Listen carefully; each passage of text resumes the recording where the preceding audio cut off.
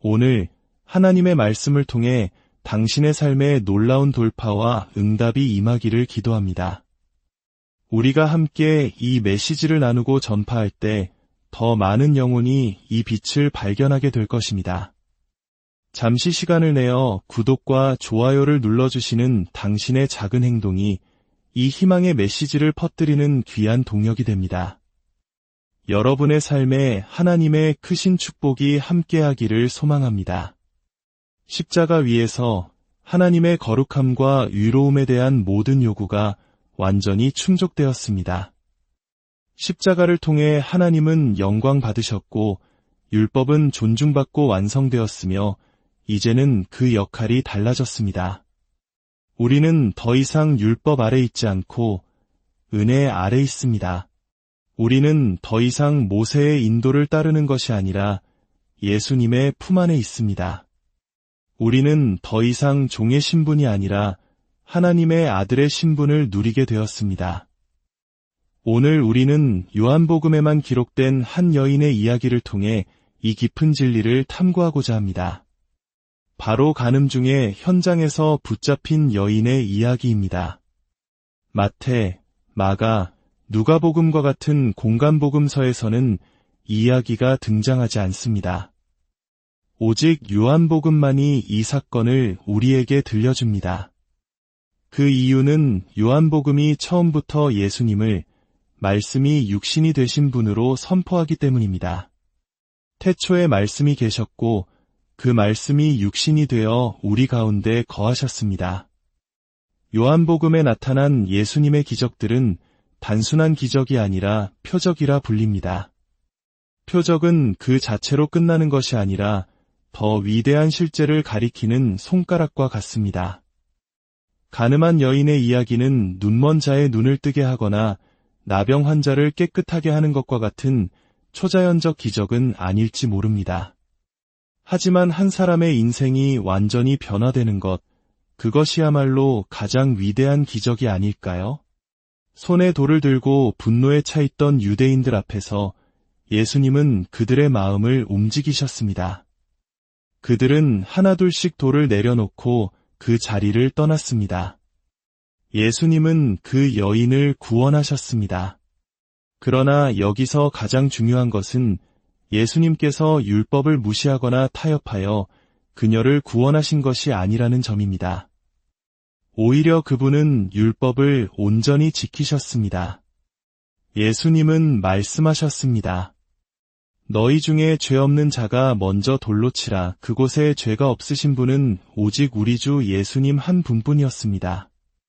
하지만 그분은 돌을 던지기를 거부하셨습니다. 결국 모든 사람이 양심의 가책을 느끼며 떠나고 예수님과 그 여인만이 남았습니다. 예수님은 여인에게 무엇이라고 말씀하셨습니까? 나도 너를 정죄하지 아니하노니 가서 다시는 죄를 범하지 말라. 여러분, 이 순서를 결코 잊지 마십시오. 이 순서가 바로 우리가 사람들을 정죄감에서 해방시키려는 이유입니다. 사람이 정죄감에서 자유로워질 때 죄의 사슬이 끊어지고 중독에서 벗어날 힘을 얻게 됩니다. 두려움과 죄책감은 중독의 가장 좋은 먹이입니다. 하지만 예수님은 먼저 정죄하지 않는다는 은혜를 선포하셨습니다. 그리고 그 은혜 위에서 다시는 죄를 범하지 말라는 권능을 주셨습니다. 이것이 바로 사람들이 죄를 이기고 거룩한 삶을 살아갈 힘을 얻는 방식입니다. 우리가 듣는 모든 설교가 우리에게 정죄감을 남긴다면 그것은 우리를 더 깊은 죄 속으로 밀어 넣을 뿐입니다. 예수님의 은혜 안에서 자유를 찾을 때 우리는 비로소 진정한 해방을 경험합니다.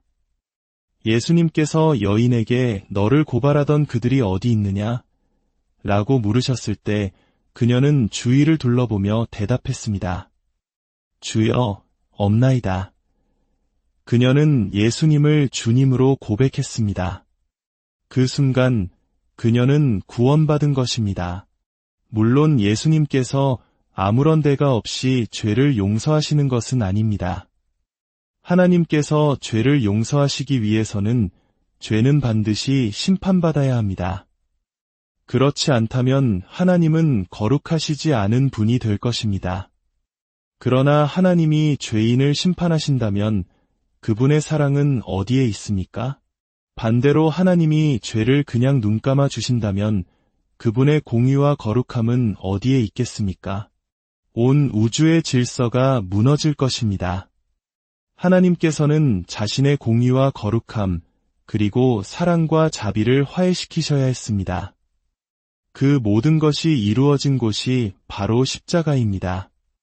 십자가 위에서 예수님은 바로 그 여인의 죄, 그리고 나의 죄, 우리 모두의 죄값을 치르셨습니다. 십자가에서 하나님의 모든 거룩함과 의로움의 요구가 완전히 충족되었습니다. 그렇기에 우리는 더 이상 율법 아래 있지 않고 은혜 아래 있습니다.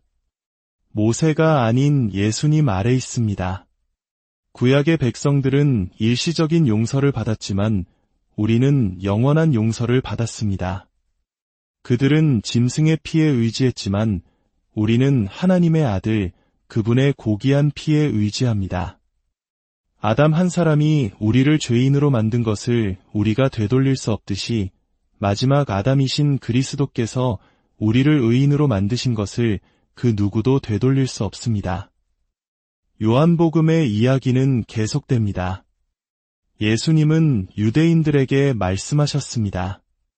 너희 조상 아브라함은 나의 때 볼 것을 즐거워하다가 보고 기뻐하였느니라. 저는 이것이 아브라함이 모리아 산에서 그의 아들 이삭을 바치려 할 때 일어난 일이라고 믿습니다.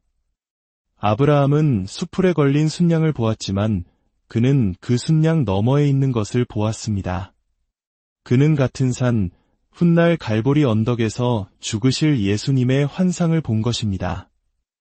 유대인들은 비웃으며 말했습니다. 내가 아직 50세도 못 되었는데 아브라함을 보았느냐? 그들은 핵심을 놓쳤습니다. 예수님은 내가 아브라함을 보았다고 말씀하신 것이 아니라 아브라함이 나의 때를 보았다고 하셨습니다. 모든 역사의 중심이 누구인지를 분명히 하신 것입니다. 그리고 예수님은 충격적인 선언을 하십니다.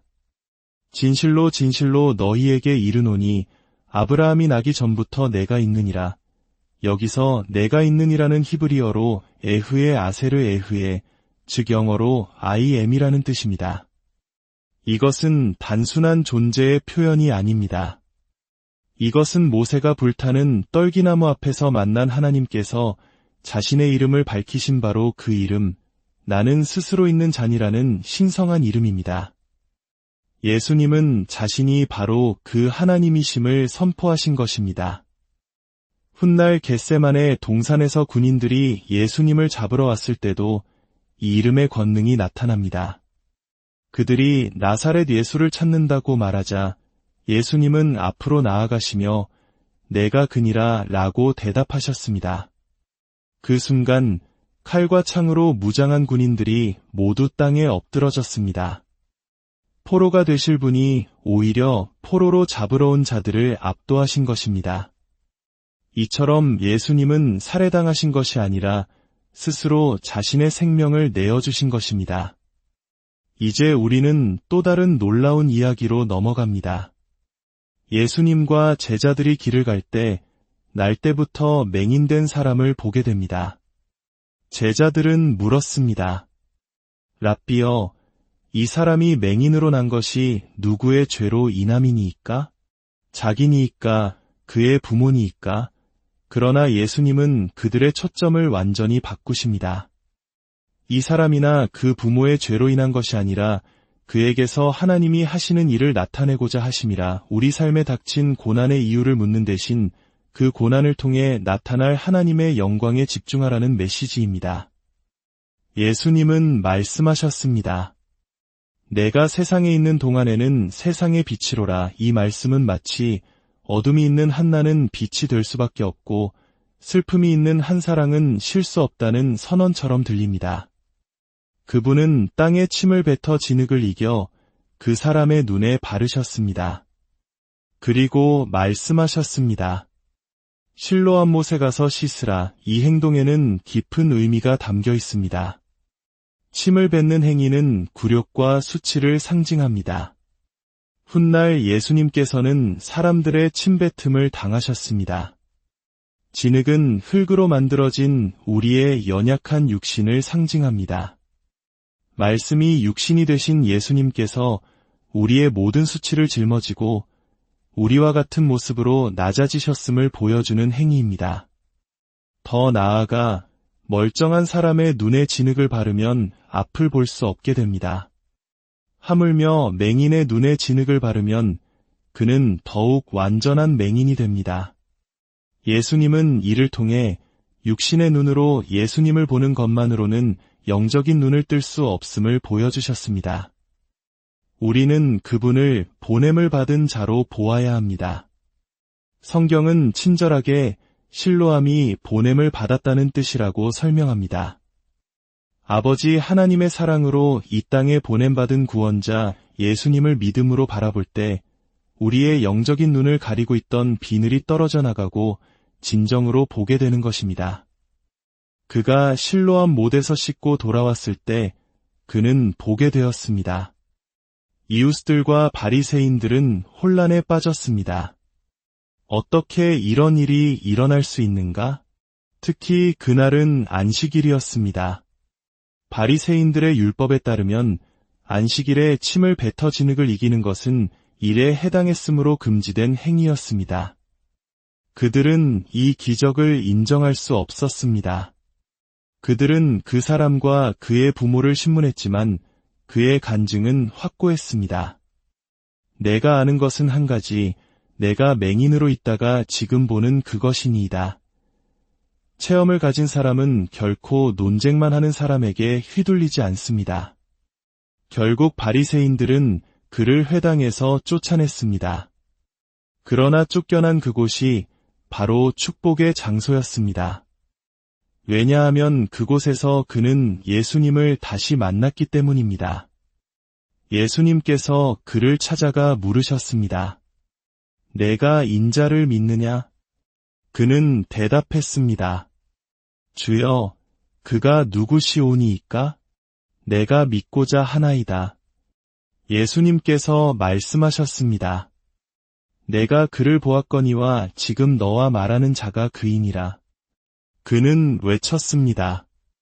주여, 내가 믿나이다. 그리고 그는 예수님께 경배했습니다. 이 사람의 영적 여정을 보십시오. 처음 그는 예수님을 예수라 하는 그 사람이라고 불렀습니다. 그 다음에는 선지자라고 고백했습니다. 그리고 이제 주님이라 부르며 마침내 하나님의 아들로 믿고 경배하기에 이릅니다. 그의 빛은 점점 더 밝아졌습니다.